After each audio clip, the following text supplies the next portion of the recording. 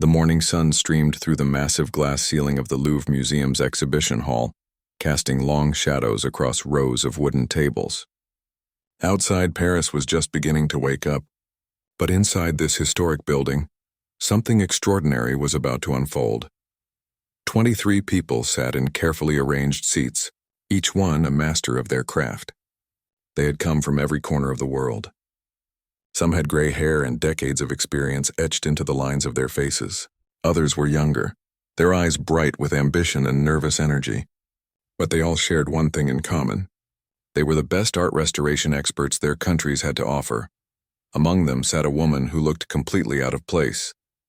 While others wore expensive suits and designer glasses, she wore a simple cotton dress she had bought from a thrift store back home. Her name was Helena, and she was 34 years old. She came from a tiny town in Pennsylvania that most people had never heard of, the kind of place where everyone knew everyone, where the biggest excitement was usually the county fair in September. Helena had spent the last 15 years of her life studying old paintings and learning techniques that artists used hundreds of years ago. She worked in a small restoration studio above a bookshop, where the rent was cheap and the heating barely worked in winter. Most of her clients were local families who wanted their grandmother's portrait cleaned or their great-grandfather's landscape repaired. Nothing fancy. Nothing like this. She still couldn't quite believe she was here. The application process had been grueling. She had submitted her portfolio 3 times before they even looked at it. When the acceptance letter finally arrived, she had cried right there at her kitchen table. Her hands had shaken so badly she could barely hold the paper. Now sitting in this grand hall surrounded by people whose names she had only read in textbooks, Helena felt her stomach twist into knots. The woman to her left had restored paintings in the Hermitage Museum in Russia. The man on her right had worked on masterpieces in Japan's National Museum. And who was she? Just a girl from nowhere who had learned everything from books and countless hours of practice in her cramped studio. The head judge stood at the front of the room. Her name was Madame Rousseau, and even her posture commanded respect. She had silver hair pulled back in a perfect bun, and when she spoke, everyone listened. Her voice carried across the hall without needing a microphone.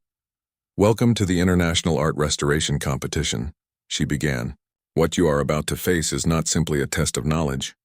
It is a test of intuition, of patience, and of that indefinable quality that separates a good conservator from a great one."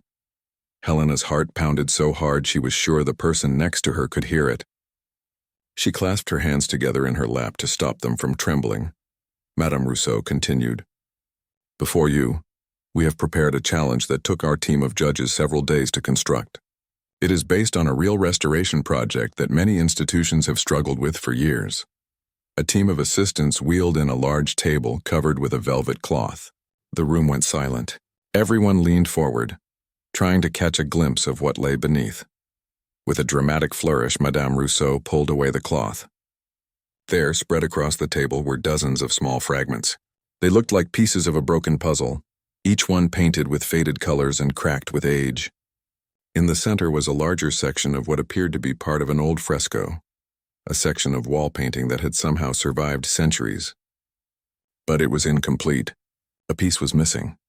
"This," Madame Rousseau explained, gesturing to the fragments, "is from a 16th century fresco that was damaged in a museum fire 3 years ago. Your task is to identify which of these fragments belongs in the empty space, and to place it correctly. Orientation matters. Position matters. Everything matters." She paused, letting the weight of the challenge sink in. "Some of these pieces are intentional false matches. Others are from different artworks entirely. The correct fragment is among them, but finding it requires more than just good eyesight. It requires understanding how Renaissance artists worked, how pigments age, how fire damage affects different materials, and how all these factors interact." Helena stared at the fragments. Even from her seat, she could see how similar they all looked. The colors had faded to similar shades of brown and ochre. The cracks followed patterns that seemed almost identical. The brushwork was consistent across multiple pieces because they were all from the same time period. This wasn't just difficult, this was nearly impossible. The judge next to Madame Rousseau, a tall man with a British accent, added more details. "You will each have your turn to examine the fragments. You may use any of the tools provided." He gestured to a side table loaded with magnifying glasses, UV lights, digital microscopes and other specialized equipment. You may take as much time as you need within reason. But once you make your selection and place the fragment, your decision is final. Helena watched as the first contestant stood up. He was a professor from Germany, his reputation known throughout Europe. He approached the table with the confidence of someone who had done this kind of work for 40 years. He picked up a magnifying glass and began examining the fragments one by one, occasionally making small humming sounds of consideration. Minutes ticked by. 5 minutes, then 8. The professor's confidence seemed to waver slightly. He picked up one fragment, held it near the empty space, then put it back down. He tried another, then another. Sweat began to form on his forehead despite the cool temperature in the hall. Finally, after 11 minutes, he made his choice. He placed a fragment carefully into the empty space. The judges made notes on their clipboards, their faces revealing nothing. The professor returned to his seat, looking less certain than when he had stood up. The next contestant was a woman from Russia. She took a different approach, using a UV light to examine how the pigments reacted to different wavelengths. She measured angles with a small ruler. She took photographs with her phone to compare details. 14 minutes passed before she made her selection. One by one, contestants took their turns. Each one spent long, agonizing minutes studying the fragments. Some looked confident, others looked defeated before they even made their choice. The audience, packed with art historians, museum directors, and journalists from around the world, watched in rapt attention. This was the kind of challenge that made or broke reputations. Helena felt her mouth go dry as her turn drew closer. What could she possibly see that these brilliant minds had missed? What could she do in minutes that would match years of their experience? She had no special equipment beyond what was provided. She had no prestigious training from famous institutions. She just had her knowledge, her practice, and something else. Something she had never quite understood herself. A strange ability that had been with her since childhood. A way of seeing and remembering that she had always assumed everyone possessed until she realized they didn't. When Madame Rousseau finally called her name, Helena stood on legs that felt like rubber. Every eye in the room turned toward her. She could feel their curiosity, their skepticism, their judgment. The unknown woman from nowhere, about to compete against the best in the world. She walked toward the table of fragments, her simple dress swishing softly with each step. The distance felt like miles, and with each step, something inside her mind began to shift, to focus, to remember something she hadn't thought about in over 25 years. Helena reached the table and stopped. Her hands were ice cold despite the warmth of the room. Behind her, she could hear the whispers starting. Soft at first, then growing louder. People wondering who she was. People questioning why someone so unknown had been allowed into such a prestigious competition. The fragments lay scattered before her like a test designed by fate itself. Each piece was roughly the same size, about 4 inches across. The painted surfaces were cracked and worn, the colors dulled by centuries and made worse by fire damage. To an untrained eye, they would all look identical. Even to a trained eye, the differences were subtle enough to cause doubt. She glanced at the empty space in the center of the larger fresco section. It was a gap that seemed to mock everyone who had tried to fill it. The edges were jagged, irregular, the kind of break that happened when extreme heat caused ancient plaster to fracture and fall away. Helena heard someone cough in the audience. It snapped her back to the present moment. She needed to focus. She needed to at least try, even if she failed. At least then she could say she had given it her best effort in front of the greatest minds in art restoration. She picked up one of the magnifying glasses from the tool table. It felt heavy in her hand, solid and real. She brought it close to one of the fragments, studying the brushstrokes that had been applied so long ago by an artist whose name had been lost to history. The painter had used a technique called fresco buono, where pigment was applied to wet plaster. As the plaster dried, the colors became part of the wall itself, preserved for centuries if treated well. But fire changed everything. Fire made pigment shift and darken in unpredictable ways. It caused the plaster to crack along stress lines that followed no logical pattern. It created shadows and discoloration that could fool even the most experienced eye. Helena moved to another fragment. Then another. Minutes began to slip away. She could feel the pressure building in her chest, making it hard to breathe normally. This was taking too long. She was making a fool of herself. Everyone was watching her struggle. probably wondering how she had even gotten past the application process. From her peripheral vision, she saw Madame Rousseau check her watch. The gesture was small, but it felt like a judgment. Time was passing, and Helena had nothing to show for it. She had examined maybe 6 fragments out of dozens, and none of them felt right. None of them called to her in the way she had hoped they might. The man from Japan who had gone before her had used special equipment to measure the angle of brushstrokes down to fractions of a degree. The woman from Russia had photographed everything under different lighting conditions. What was Helena doing? Just holding a magnifying glass and hoping for inspiration? She set down the magnifying glass and picked up a UV light instead. Maybe that would help. Maybe she could see something others had missed. The ultraviolet rays made the pigments glow in strange ways, revealing layers and repairs that were invisible to normal sight. She waved it over the fragments, watching them light up in purples and blues and sickly greens. Nothing jumped out at her. Nothing screamed that it was the right piece. More minutes passed. Helena could feel sweat forming on the back of her neck. Her simple cotton dress, which had seemed like a reasonable choice that morning, now felt too thin, too exposed. She wished she had worn something that made her look more professional, more like she belonged here. A memory flashed through her mind suddenly. She was back in her small studio above the bookshop, working on a painting that a farmer had brought her. It was a portrait of his grandmother, damaged by water and mold. Helena had spent 3 weeks on it, carefully cleaning and repairing, until the old woman's face had emerged from the decay like a ghost returning to life. When the farmer came to pick it up, he had cried. Actually cried, standing there in her studio with tears running down his weathered cheeks. That was why she did this work. Not for competitions or recognition, but for moments like that, for bringing back pieces of the past that mattered to people. But here, now, in this grand hall with all these important people watching, that purpose felt very far away. Helena forced herself to focus again. She examined another fragment. This one had a section of what looked like fabric, perhaps part of a robe or cloak. The folds were painted with careful attention to light and shadow. Renaissance artists were masters at making flat surfaces look three-dimensional, and whoever had painted this fresco had been particularly skilled. She held the fragment near the empty space, trying to imagine how it might fit.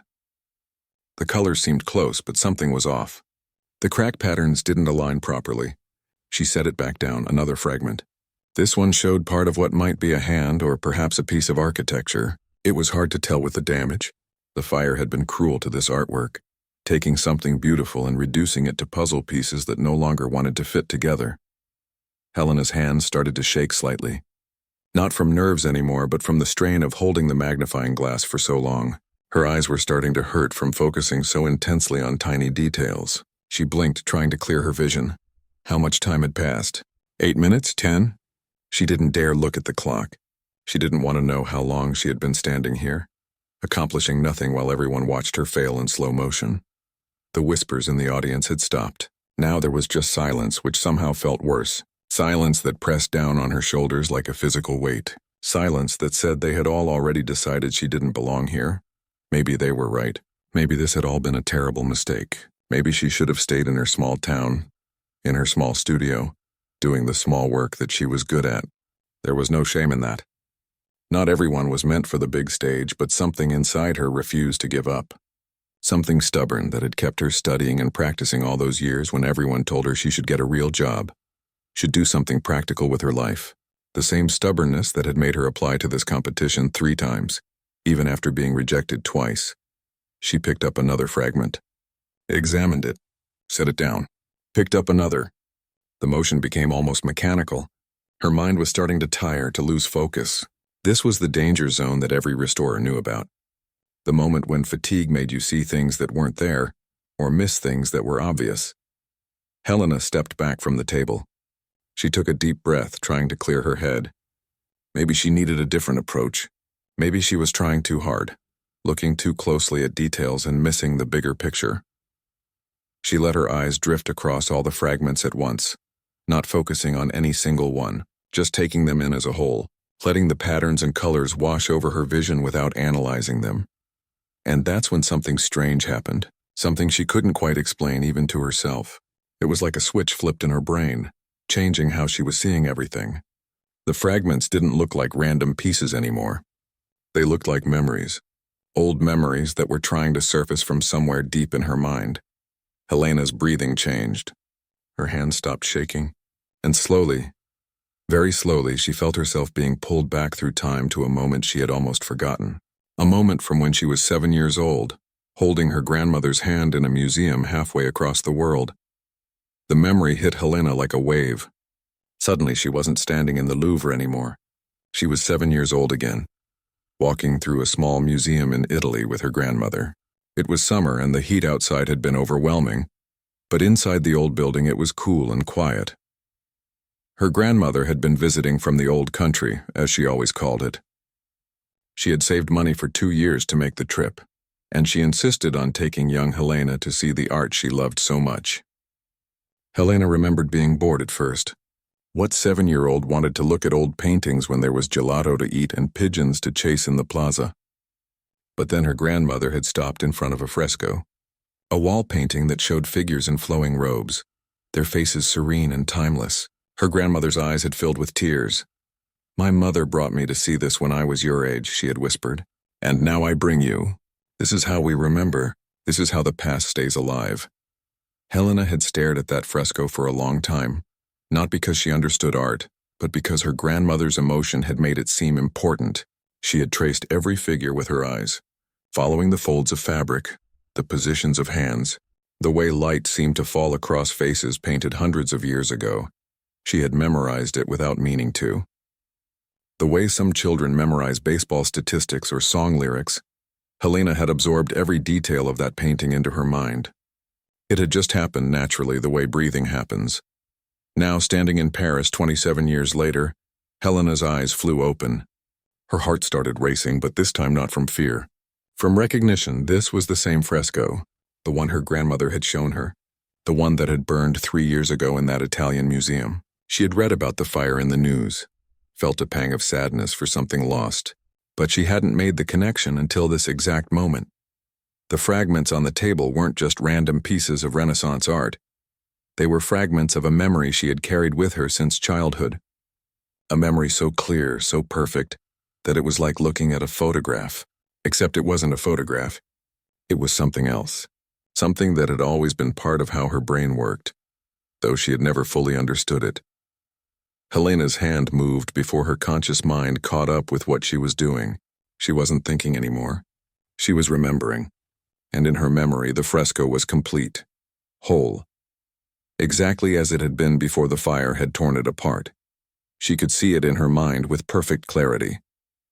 Every brushstroke, every crack that had existed even back then, every subtle variation in color. The missing piece wasn't a mystery to solve through analysis and careful measurement. It was simply something she knew, the way she knew her own face in a mirror.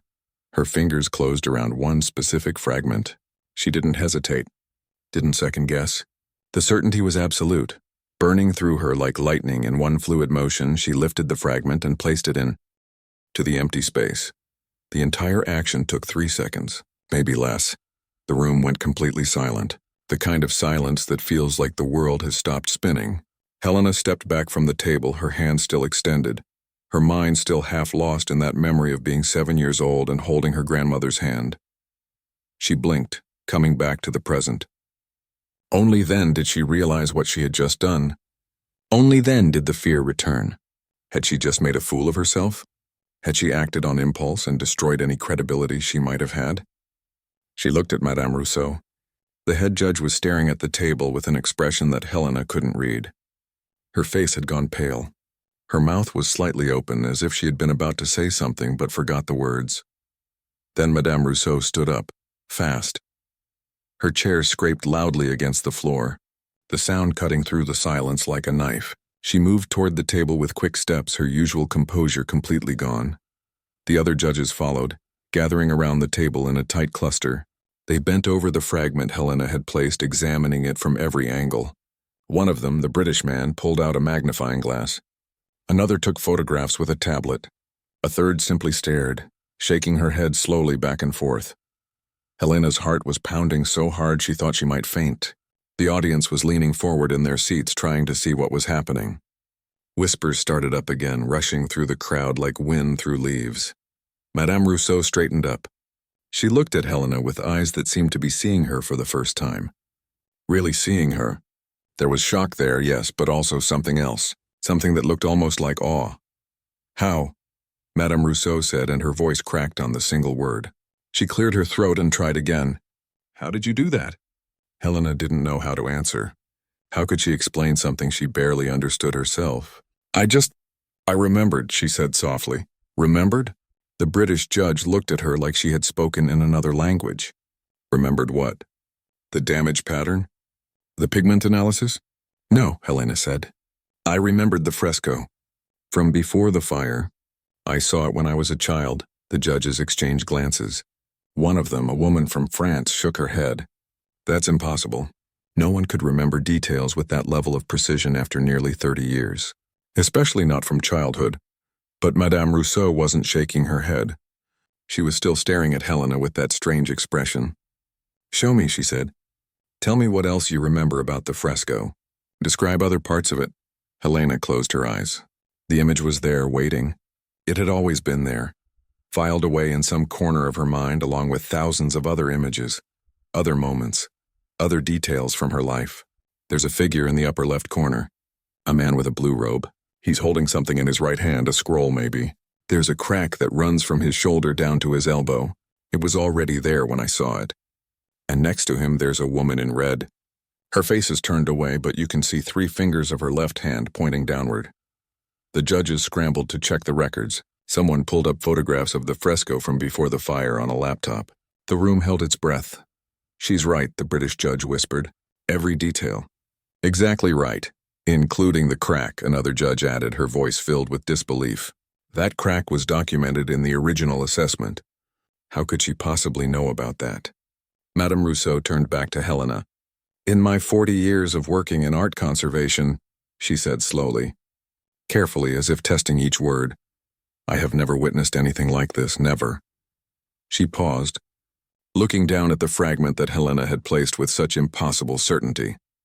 The fragment that fit perfectly, as if it had always belonged there. As if Helena had simply put back a piece of a puzzle she had assembled long ago in her mind. "Ladies and gentlemen," Madame Rousseau announced, turning to face the audience. Her voice was shaking slightly, but it carried clearly through the hall. "We have just witnessed something extraordinary. Not just a correct answer, but a demonstration of human capability that I did not believe was possible." The audience erupted. Cameras flashed from every direction. Journalists jumped to their feet, shouting questions.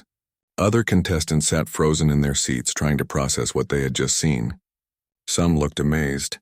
Others looked angry, as if Helena had somehow cheated, even though no one could explain how. Helena stood there, overwhelmed by the sudden chaos. All she had done was remember something she had always been able to do for as long as she could recall. She could remember what she wore on her first day of school. She could remember the exact arrangement of books on her childhood shelf. She could remember the face of a waitress who had served her coffee 5 years ago in a diner she had visited once. She thought everyone could do this. She thought everyone carried around perfect photographs of their life in their head, accessible at will like files in a cabinet.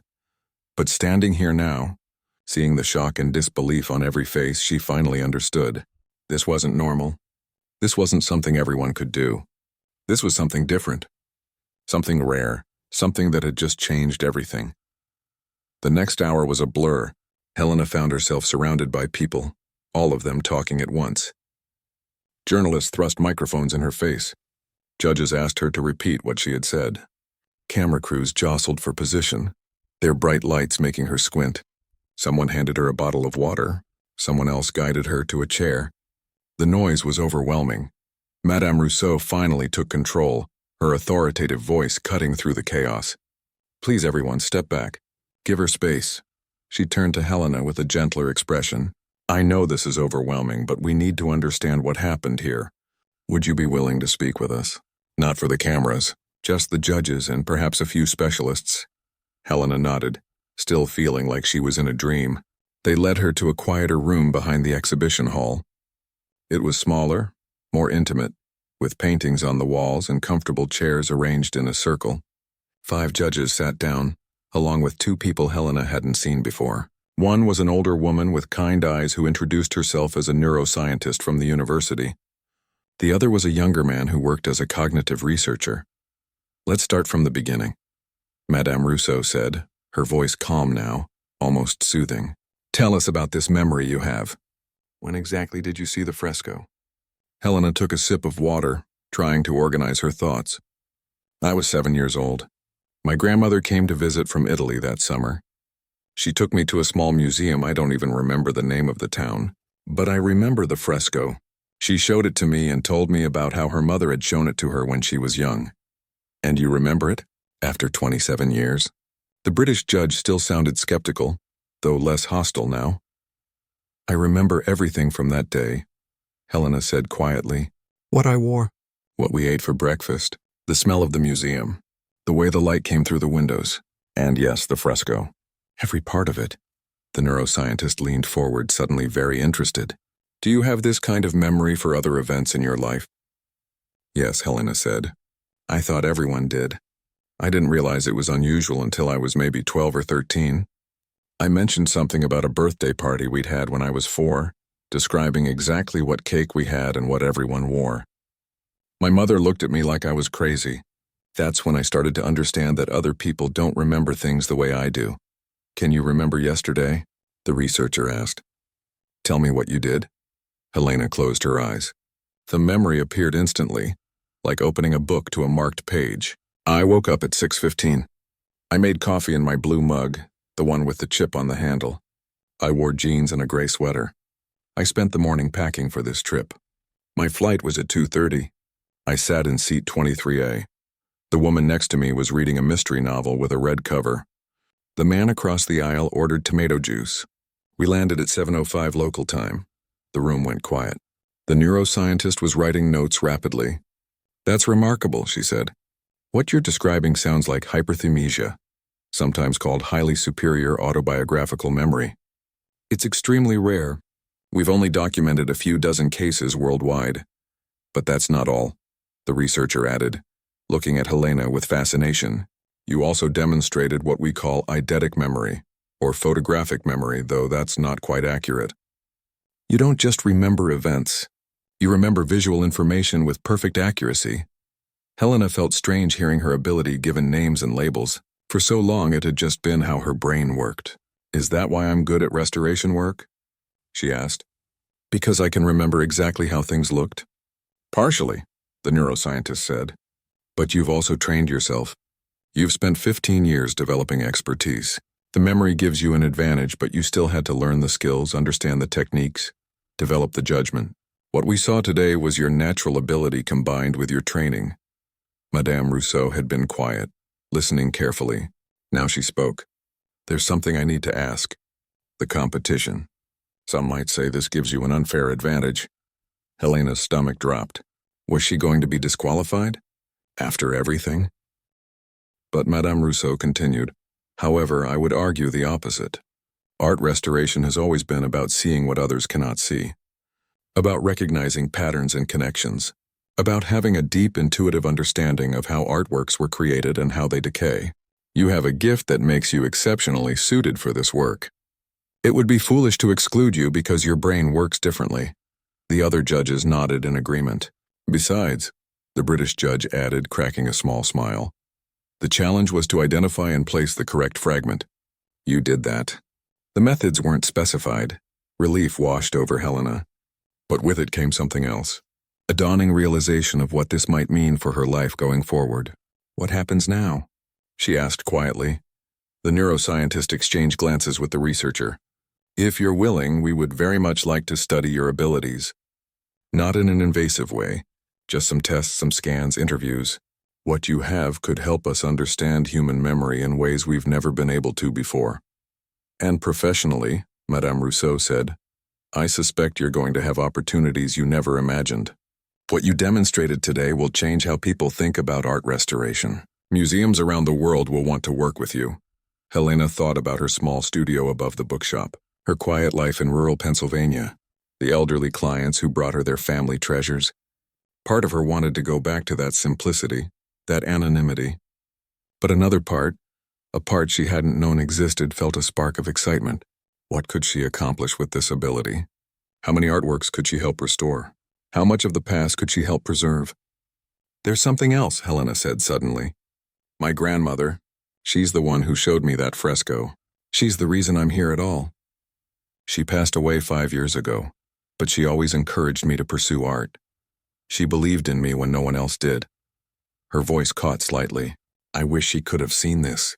I wish I could tell her that the day she took me to that museum mattered. That it changed everything. Madame Rousseau's expression softened. In a way, she is here. Every time you use this gift, every artwork you restore, you're honoring her memory. You're proving that she was right to believe in you. The judges asked more questions. They wanted to know about her training, her techniques, her approach to restoration. They asked about other memories, testing the limits of her ability. Helena answered as best she could, still feeling overwhelmed but gradually becoming more comfortable. As the informal interview wound down, the researcher said something that stuck with Helena. You know, for years we've been building machines to remember things for us. Computers, cameras, databases. We've been outsourcing memory because human recall seems so unreliable. But what you have reminds us that the human brain is still capable of things no machine can match. You're not just remembering data. You're remembering context, emotion, meaning. That fresco wasn't just visual information to you. It was a moment with your grandmother. That's what made it so powerful. Helena had never thought about it that way. Her memories weren't just facts. They were experiences, complete and whole, carrying with them the feelings and significance of the moments when they were formed. That day with her grandmother hadn't just been about seeing a painting. It had been about love, about family, about passing something precious from one generation to the next. And now, impossibly, that moment had reached across nearly 3 decades to change her life. A 7-year-old girl holding her grandmother's hand had no idea she was preparing for this day. But in a way, every moment of her life had been preparing her. Every memory stored, every detail preserved, every experience filed away in that remarkable mind of hers. When she finally emerged from the back room, the competition was over. They announced her as the winner to thunderous applause. Other contestants came to shake her hand. Some seemed genuinely happy for her. Others were more reserved, still processing what they had witnessed. Helena stood on the stage holding a trophy she barely remembered receiving, looking out at hundreds of faces. Among them were museum directors, university professors, and representatives from cultural institutions across the globe. Tomorrow, her life would begin to change in ways she couldn't predict. But tonight she allowed herself to simply feel the moment, to remember it perfectly, as she would remember everything for the rest of her life. The morning after the competition, Helena woke up in her hotel room to find her phone flooded with messages. Emails from museums, interview requests from news outlets, invitations to speak at universities. Her small, quiet life had exploded overnight into something she barely recognized. She sat on the edge of the bed, scrolling through message after message, feeling a mix of excitement and terror. What was she supposed to do with all this attention? She was just a restorer from a small town who happened to have a brain that worked differently.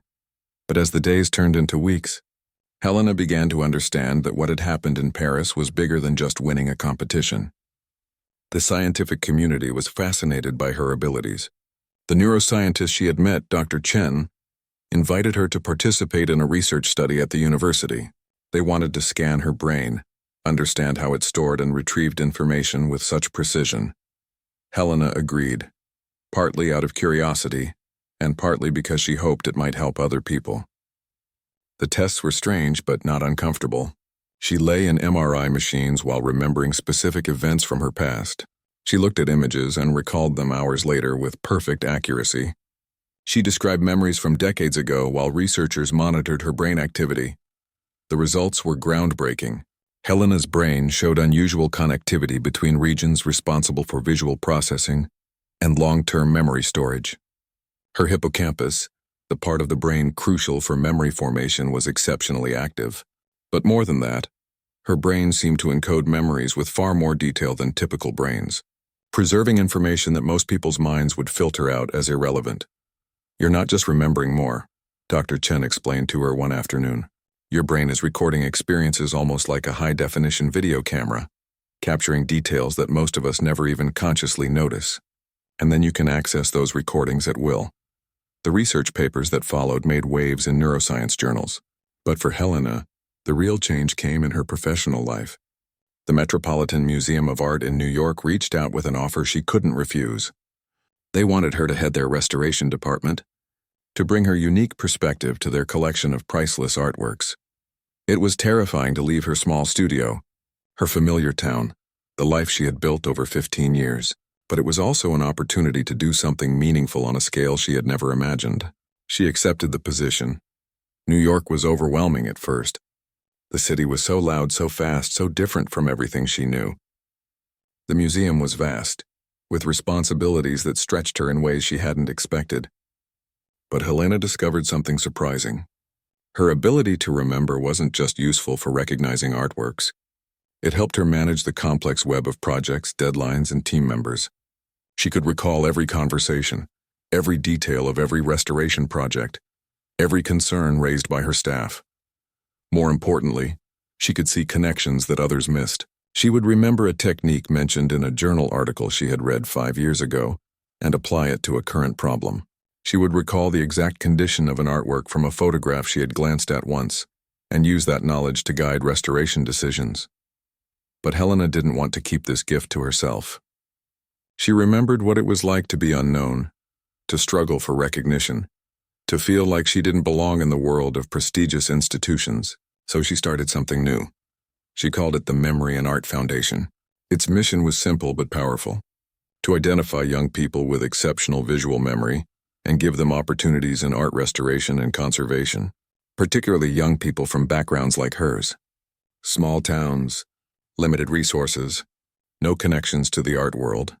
The foundation offered scholarships, training programs, and mentorship. Helena personally worked with each student, teaching them not just the technical skills of restoration but also how to trust their unique abilities, how to see their differences as strengths rather than oddities.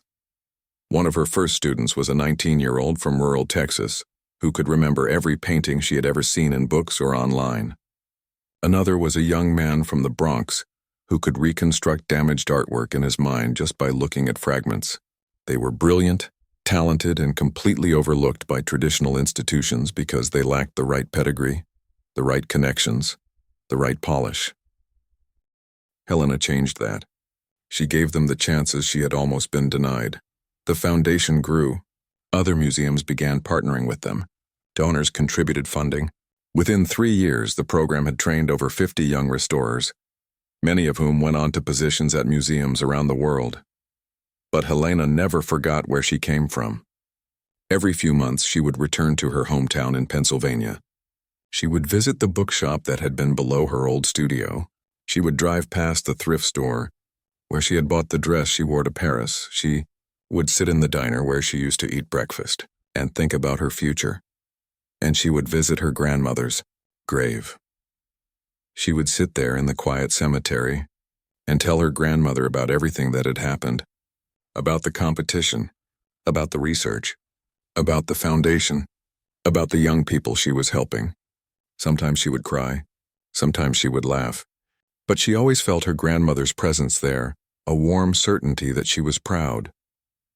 5 years after that day in Paris, Helena received another honor: the National Medal of Arts presented by the President of the United States for exceptional contributions to the field of cultural preservation. It was a ceremony held in Washington with cameras and speeches and important people in expensive suits. Helena wore a simple dress. Not the same one from Paris, but similar. She never forgot that her gift came not from wealth or privilege, but from something innate, something she was born with and chose to develop through hard work and dedication. As she stood on the stage accepting the medal, she looked out into the audience and saw faces that mattered to her. Dr. Chen, who had helped her understand her own brain. Madame Rousseau, who had flown from Paris to attend. Her students from the foundation, wearing their best clothes and grinning with pride. And in the front row, someone she hadn't expected to see. Her mother, the woman who had raised her alone, who had worked 2 jobs to support them, who had never quite understood Helena's obsession with old paintings, but had supported it anyway. Her mother was crying, tears streaming down her face, her hands clasped together. After the ceremony, Helena made her way through the crowd to her mother. They hugged for a long time, not saying anything, not needing to. Her mother finally pulled back, wiping her eyes. "Your grandmother would be so proud," she said.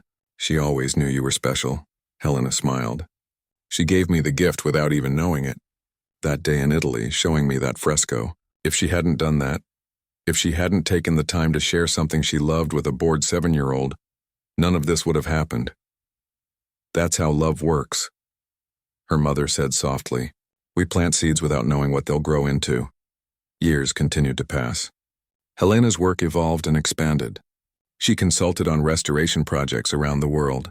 She published papers that bridged art history and neuroscience. She continued to find and mentor young people with extraordinary abilities. But the moment that defined her, the moment that changed everything, remained those 3 seconds in Paris. The moment when a memory reached across time to prove that the smallest gestures can have the biggest impacts. That a grandmother taking her granddaughter to see art mattered in ways neither of them could have predicted. The fresco fragment that Helena had placed with such impossible accuracy was eventually restored to its full glory. It now hangs in a museum with a plaque that tells its story. Not just the story of the artwork itself, but the story of how it was saved by a woman with an extraordinary gift and an ordinary beginning. Visitors stop to read the plaque. They look at the fresco and think about memory, about family, about the unexpected ways our lives connect across time and distance. They think about what they might remember years from now. What small moment today might change everything tomorrow?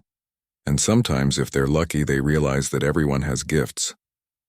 Maybe not the same gifts as Helena, but gifts nonetheless. The challenge isn't having extraordinary abilities. It's recognizing them, nurturing them, and using them to make the world a little bit better. That was Helena's real legacy. Not the artworks she restored or the awards she won, but the reminder that greatness can come from anywhere. From small towns and thrift stores and cramped studios above bookshops. From 7-year-olds holding their grandmother's hands. From moments that seem ordinary until time reveals their true significance. The past never really leaves us. It lives in our memories, in our families, in the things we choose to preserve and pass on. And sometimes, if we're very fortunate, it gives us exactly what we need, exactly when we need it, reaching across the years to show us who we were always meant to become.